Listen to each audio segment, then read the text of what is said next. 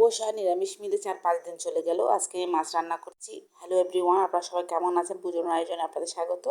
আজকে আমি আপনাদের জন্য নিয়ে আসলাম তেলাপিয়া মাছের একটা কারি, যেটা মূলত আলু আর শিম দিয়ে করছি। ফার্স্ট অফ অল আমি মাছগুলো ভালোভাবে পরিষ্কার করে ধুয়ে লবণ আর হলুদ মেখে ভেজে নিয়েছি। এখন আমি কড়াইয়ের মধ্যে পেঁয়াজ কুচি দিয়ে, তেল আর পেঁয়াজ কুচি দিয়ে ভেজে নিচ্ছি। পেঁয়াজটা একটু ভাজা ভাজা হয়ে আসলে আমি আলু আর শিমগুলো দিয়ে দিব, দিয়ে একটু ভাজা ভাজা করে নিব। ভাজা ভাজা হয়ে আসলে আমি সামান্য পানি অ্যাড করছি, যাতে করে মশলাগুলো লেগে না যায় নিচে।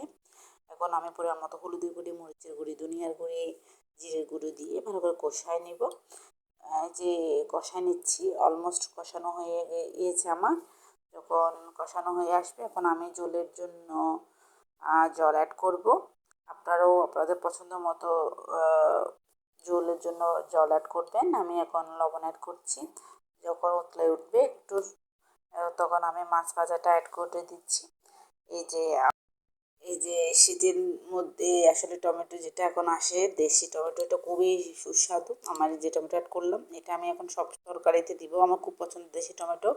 আপনারা জানাবেন আপনাদের কেমন লাগে। রান্না অলমোস্ট ডান। এখন ধনিয়া পাতাটা দিয়ে তরকারিটা নামিয়ে নিব।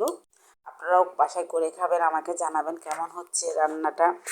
আর আমার পাশে থাকবেন, ফলো করবেন, লাইক কমেন্ট শেয়ার সাবস্ক্রাইব করবেন।